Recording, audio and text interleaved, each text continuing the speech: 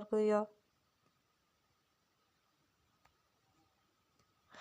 Va ba'zi bir gibrid zombilar ular xuddi inson ko'rinishida edilar va bizni aldashga urinishardi.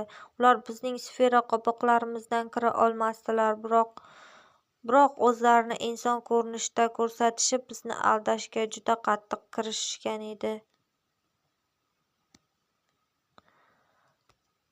Lekin texnikalarimiz ularning zombi ekanliklarini ko'rsatib turardi. Shuning uchun biz ularni yo'q qilishga kirishardik. Va natijada har ikki tomon o'rtasida ayovsiz urushlar kelib chiqayotgan edi.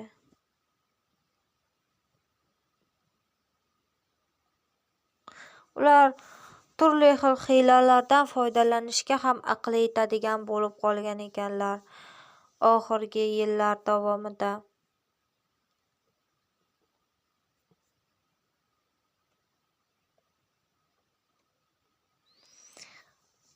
Bu dahmazalarning boshlanganiga ham 1 yil bo'lyapti.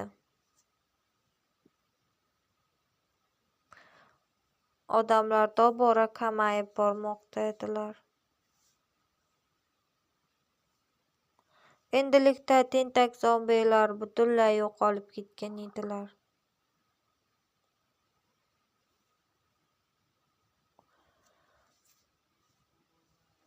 Va hattoki qizil toshmali zombilar ham.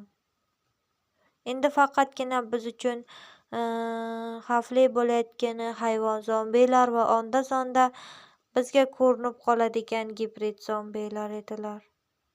Hayvon zombilarning aqli yo'q edi. Ular o'zlarini xuddi hayvonlar kabi tutishar edi. Ular faqat yeyishni bilishardi, biroq buni qanday qilishni bilishmasdi. Gibridlar esa ulardan mustasno tarzda ular aql ishlatishga o'tishgan edi. Ular qanday qilib yeyish mumkinligi haqida o'ylay boshlagan edilar. Shunday qilib biz yanada takomillashtirilgan texnologiyalarimizni ishlab chiqardik.